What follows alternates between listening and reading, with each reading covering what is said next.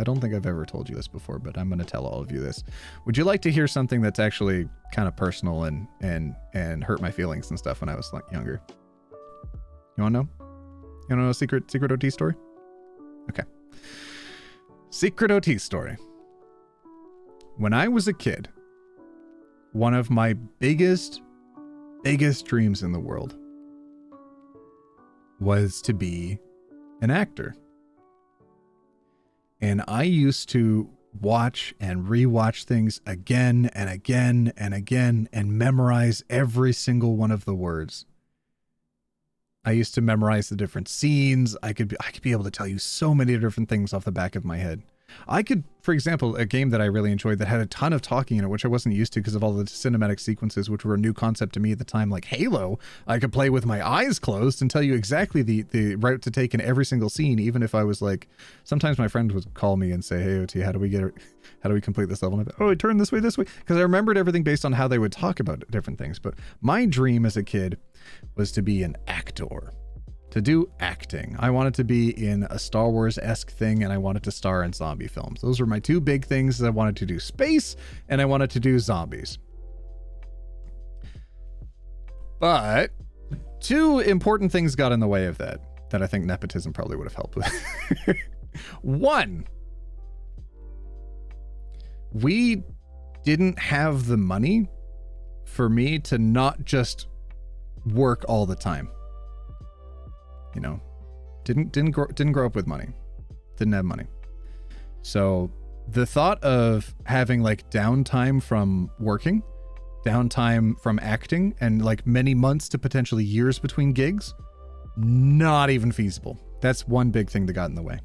But I thought, you know, maybe I could still make that work if I got really lucky and I had like a good job for a few months or something. Maybe I could stretch it out. Maybe I could have like off hours and stuff. I could be like, you know, an occasional worker. The other thing that hit was when I was younger and I was assessed for why I was doing so poorly in school because I'm dumb. But like, but we found out it might not just be due to my intelligence or lack thereof, but also I found out when I was much smaller that I was dyslexic. And one of the difficult things that meant was that I had a very hard time with reading things correctly and memorizing things correctly that I was reading.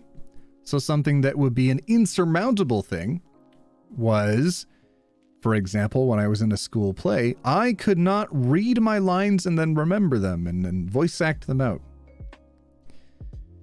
And I talked about it at the time and they said, yeah, you could probably never be an actor. Stab to the heart of my childhood self. And I thought I'd never, ever be able to be an entertaining individual or figure. My advice that I received back then, you know, by guidance counselors and stuff, they told me that I should probably work in a morgue. Like, oh, cool, OT, you like art stuff? You could go work in a morgue. You like do makeup and stuff. And that way you don't have to like deal with people or like talk a lot. You can be quiet. You just hang out by yourself. That seems nice. I was like, oh.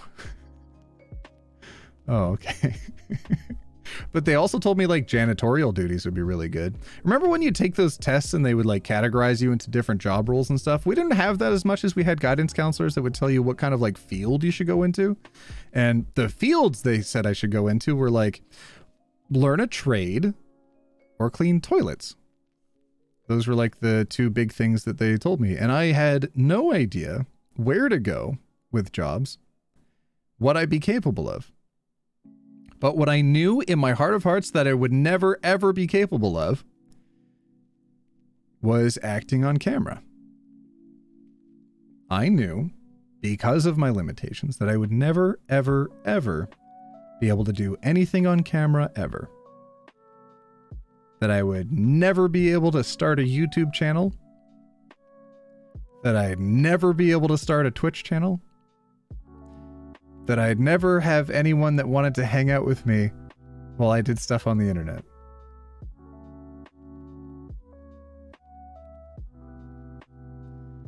And I knew that was true for so long. Until it wasn't.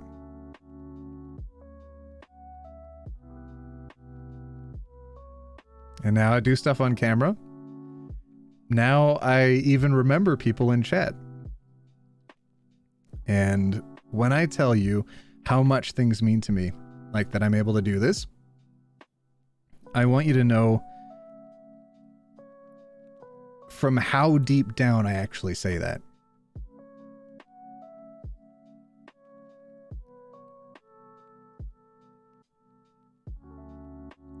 And I want to tell you that every time I remember people in chat, and I remember their names, and I'm able to remember specific things about them from having read them before, I want to tell you from how deep down that happens too.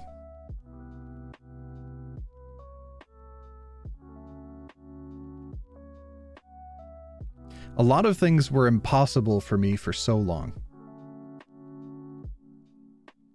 Never have happened. And then I found all of you. And now, all I can ever do is tell all of you not to give up on your dreams. Because no matter how many obstacles are in your way, holy fudge, there are still ways of achieving what you want to.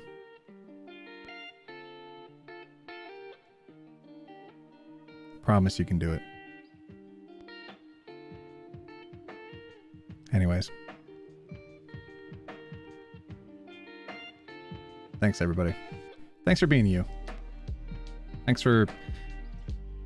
I know when I say like, oh, it's always been a dream to be on YouTube.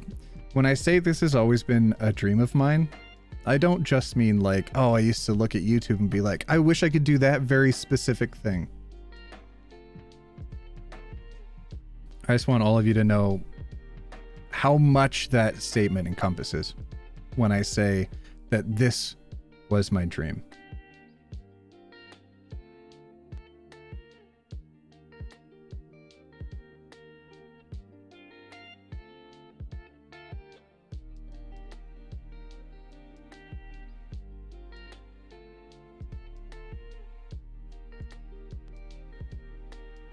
Anyways, I try not to get into my feels too often on, you know, while we're live and whatnot. So why don't we play some video games? Why don't we play some video games with our friend Click? How about we do that? Why don't we do that?